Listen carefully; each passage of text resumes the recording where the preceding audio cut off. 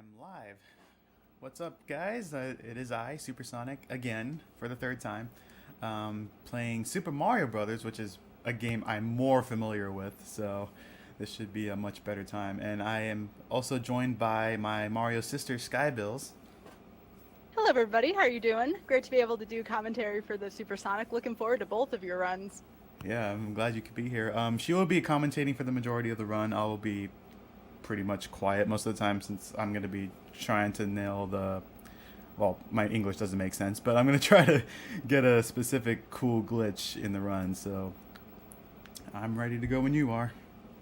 Alright, go for it. Alright, here we go. 3, 2, 1, go.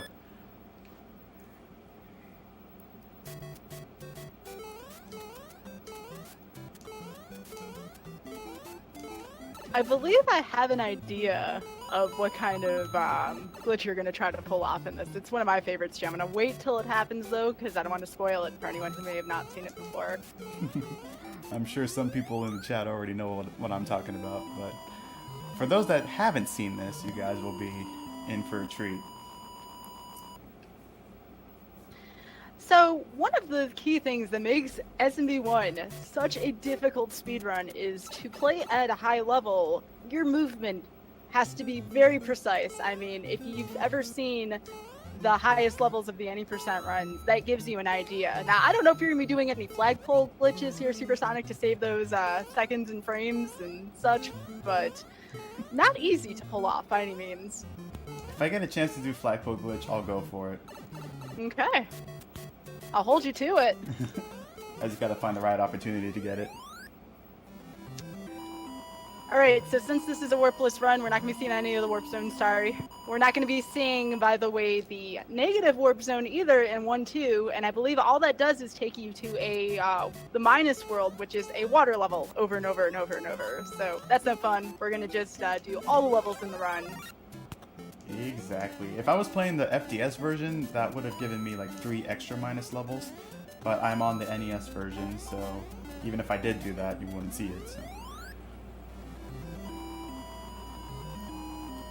So one of the things that distinguishes everybody's SMB1 runs apart from each other is the different way in which they choose to engage in power-ups. So we've seen some people do it small only, we've seen others do with firepower, but here Supersonic's going to kind of break the rules coming up, do something that's a little bit of both, and you may wonder how is he going to do that, but it's just one of those things, it has to speak for itself first. We got the glitch. Beautiful. So, I believe it looked like you had to land on the axe and hit Bowser at the exact same point in order to get the glitch to happen. Now, watch what happens once you pick up a fire flower. Oops, I always clip on that pipe for some reason. But... Don't fall victim to the pipe boss and the stairs boss. Don't do it. We're fine, we're fine. And we have Small Fire Mario, which one of the best things about this is we get the luxury of the small hitbox combined with the fireball. Amazing. So that'll enable Supersonic to do some jumps that might otherwise be a bit more difficult to do as as Small Mario alone without the firepower. So hopefully he holds this throughout the whole run, but I love this glitch. It's one of my favorites in the entire game. Alright, so we're entering our first water level here. I'm gonna try to get some swag kills on these cheeps and bloopers. If I get a good opportunity here. Now, I wanted to talk about frame rules a little bit. So, you getting those power-ups, Supersonic, how much does that complicate your frame rule, or your route through the game in general? I would say roughly... If I can think for a minute, maybe like 4 to 6 seconds or so, give or take. It could be longer or shorter depending. Oh my gosh, stair boss. Yeah, so it again, depends. Oh, go ahead. Yeah, it just depends on like how I grab the power-ups too, so. But it does affect it pretty greatly. So a little bit about frame rules. It's one of the most important concepts to understand behind both speedrunning and even just watching the game. Supersonic does not want to clip or get caught up into too many obstacles. Otherwise, he won't know when certain enemies are going to fly at him or hit him at a certain point, and the route gets a bit more complicated that way. And not only that, when you lose a frame rule, you of course lose time. Our purpose here is to go fast. So the best way I could think of to describe a frame rule, I believe Darbian said it best, is it's almost like you're waiting at a bus stop and you need to stay in tune with what times the bus stays there and leaves. So that's the best way I would think to describe a frame rule within the SMB games. I love that bus analogy. Mm-hmm. Alright, so I did try to go for the flagpole glitch in 2-3, but I missed it. I still have a couple more opportunities to go for flagpole glitch, and I will go for them. Now right there, Supersonic is going to want to kill Bowser with the fireballs. So again, saves time from the bridge having to collapse itself, and it just defeats Bowser, goes straight on through. So Supersonic again is going to want to hold on to this firepower as much as he can. And you had heard me talk about hitboxes earlier. Now this will play a role a little bit in 4 and a little bit in 8 regarding what constitutes as a hit on Mario and what does not. In this game, it's very generous with where the hitboxes on the piranha plants are. If you were to pull some of these same maneuvers that Supersonic would do on the All-Stars version, you would find Mario would be getting hit by piranha plants more and dying more. Just, again, hitboxes, very, very different feel between this and the Super Nintendo version. Yeah, the All-Stars version is like pretty brutal too because of the big hitboxes. However, there is one benefit to that, the potaboos. They jump a lot higher compared to this version. So it doesn't really matter which frame rule you're on, you can just go underneath those potaboos pretty easily. So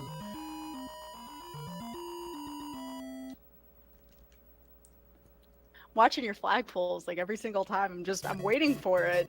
Oh, you're waiting for the flagpole glitch? I am. Alright, I'll try in 4-1. And then another time in 7-3. That's probably the last chance I'll have to get flagpole glitch. Now, there might be another one too. You gonna do anything with the bullet bills in 8-2? If I get an optimal shot, I'll consider it. But if I don't, then I'll just finish the level normally. But it would be pretty cool to get that, though. Chat is very much caught on the frame rule / train / bus stop analogy, and I'm looking at chat right now, just very amused by this. Thank you all for participating in this. Alright, I did take 3-4 a little safe there because sometimes those potaboos can be pretty tricky. And then I had to go for a Bowser kill as well. So 260 is still not bad, but optimally you want to get a 262 in 3-4. Alright, we're gonna try to get flagpole glitch.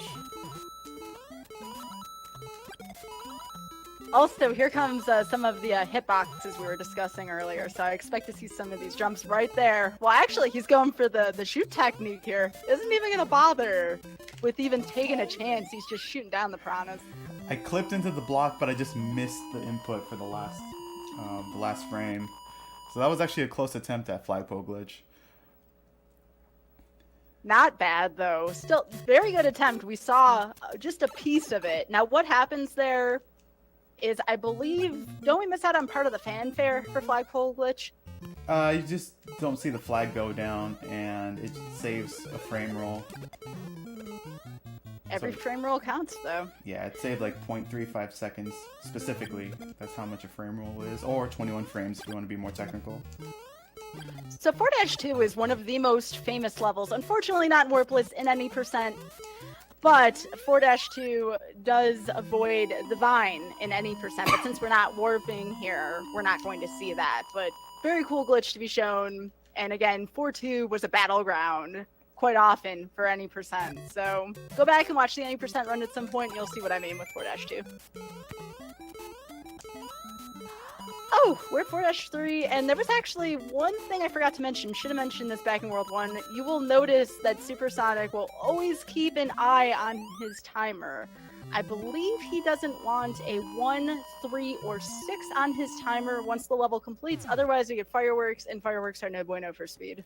Actually, getting one firework is not that bad. You don't really lose time for getting one, but 3 and 6, yeah, those are a no-no. Alright, so we come up on the puzzle castle, 4-4.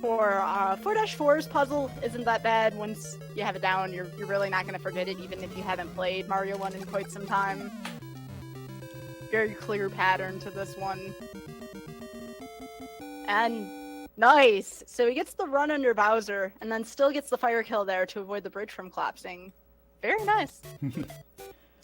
Alright, this is where business starts to pick up. It gets a little tougher from here on out. Especially World 5. World 5 is usually the run killer for most runners, including me, if we're like on a really good pace. There's like a lot of things that happen, especially in 5-3, that you will pretty much see as we approach there. 5-2 is also another dangerous level, including 5-4, so... Yeah, pretty much World 5 is like the worst world in the game. Ooh, 5-2 is just one big gauntlet. You have these Hammer Brothers in the beginning, and if you don't have a power-up, it's very difficult to get past this point. Nice shot on the Hammer Brother. Thanks. So I'll preview 5-3 a little bit coming up. 5-3 is one of the levels with a bullet bill generator, and what that does essentially is that bullet bills are flying at you. You don't get to see where they're coming from. They're just kind of happening, and I believe it's pure RNG, isn't it, or is it frame roll based? It's kind of both. Oh my gosh. Yeah, it's pretty much both things. Oh no! I was supposed to stomp on that Goomba, but I didn't. So I lost the small fire glitch, but I will get it back in 5-4. I believe you despawned the platform there? Yeah, well, the platform was despawned because of too many sprites on screen. But that's okay. The fact that you even got up to 5-4 and held on to small fire, still pretty impressive, especially in a marathon run. And we get fireworks for that celebration. But okay, I'm gonna get the glitch back, so this will cost a little bit of time.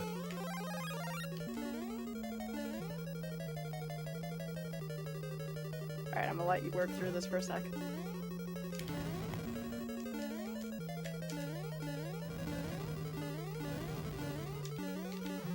Oh, I grabbed the axe.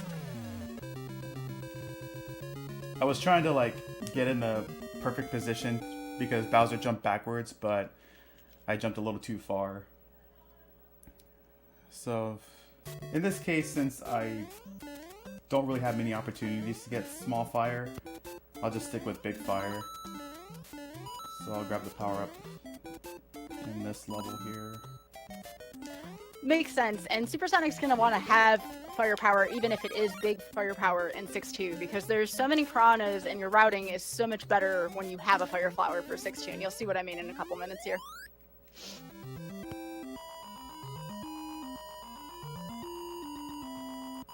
Alright, so 6-2 is probably a really popular level with a lot of runners, especially if you have Fire Flower, because you get to shoot stuff.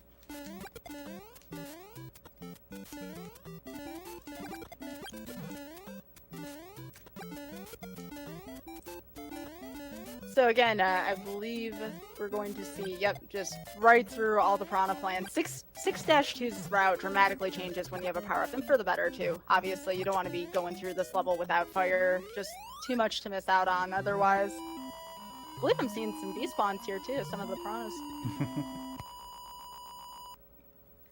I did intentionally slow down there, otherwise I would have gotten the 3 on the flagpole. So that was intentional. Let me see if I can do this part big. Yeah, okay, got that. 6-3 was always one of my favorite levels because it has monochrome coloring on it. Very different from the rest of the athletic levels in Mario 1. Yeah. Okay, I will be playing 6-4 pretty safely here, so... Because this is actually a pretty dangerous level, and I do want to keep fire in this.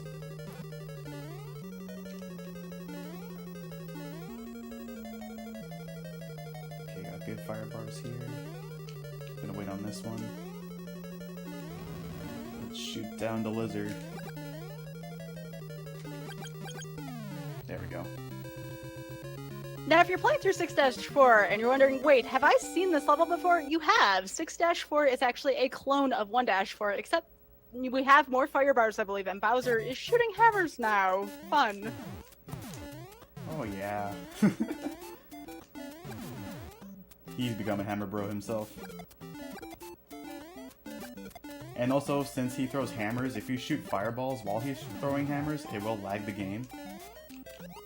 Oops. Alright, 7 not too bad. 2. Yeah, I was gonna say 7-2 is a water level. It's not pleasant. It feels like bloopers are coming from all directions in this stage, and I don't even know if their pattern is predictable. I at least feel like when I played the All-Stars version, they never felt the same. Yeah, it's usually pretty different, although I believe Cosmic found out that if you don't kill a single enemy, then the blooper at the end will not be there.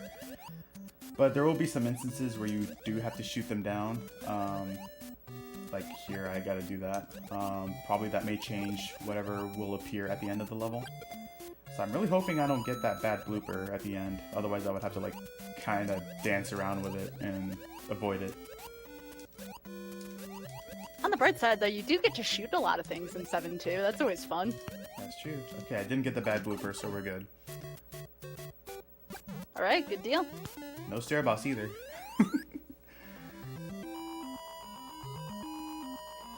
I'm telling you, clipping on the stairs is one of the final bosses in this game. I don't think it's Bowser. No, it's definitely the stairs. Alright, 7-3. I'm gonna try to get Flagpole Glitch here. This is my last chance to do it. Alright, fingers crossed. Go for it. Okay, there are Koopas in this level now with more Cheep Cheeps, so... Oh, I got one of them to despawn. That's cool. Okay, let's see. Nah, that was close. Yeah, I was waiting on the commentary because I wanted to see if you got it first, but no. Close though, very, very close. We're gonna try. Hopefully, he gets a good bullet bill pattern in 8-2, so we can see bullet bill glitch. That's still fun. Yeah, we'll try to go for that. Also, chat, I saw that pun. I saw that. You can't hide that from me. So, anyway, 7-4, another puzzle castle. I really like the pattern for this one because it's at least remotely tries to resemble a puzzle, unlike 4-4, which was very obvious. Yeah. There we go. Alright, so we got 4 more levels to go in this game. I think this is still sub 20 pace. If not, then it's going to be a low 20.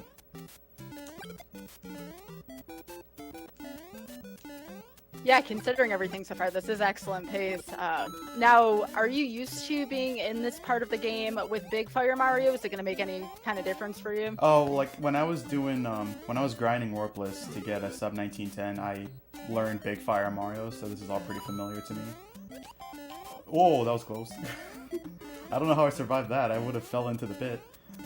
But I did impromptu wall jump there.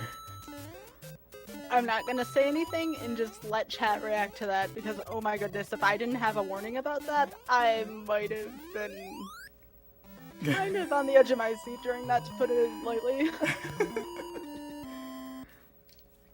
Alright. Nice level nonetheless. Nice recovery. Thank you.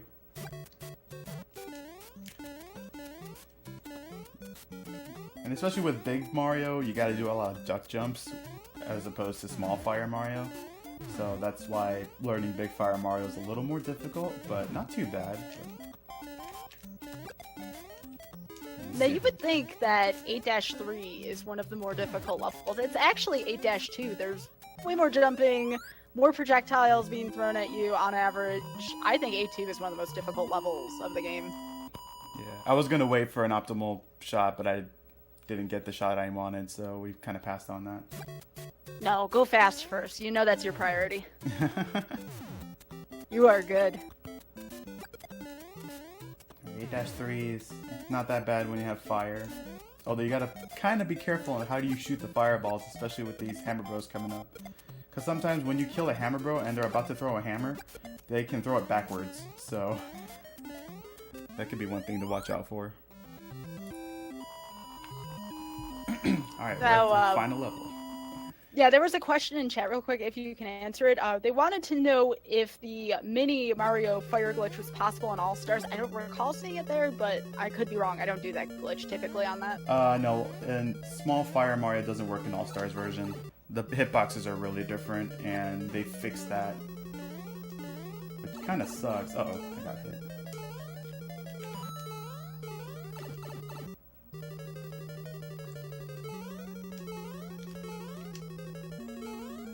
Okay, I gotta be careful here.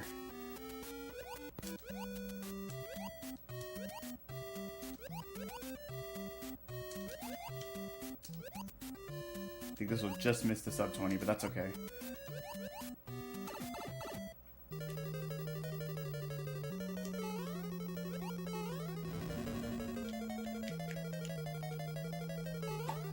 No, we still got it. Well, I did not want to say a thing. I didn't want the commentators curse you. I wanted to make sure you got it, and congratulations on the 1954. Oh my goodness. Oh, that was it got pretty scary towards the, well, pretty much beginning at 5-3 when I lost Small Fire, but I was able to recover from that, so that was pretty good.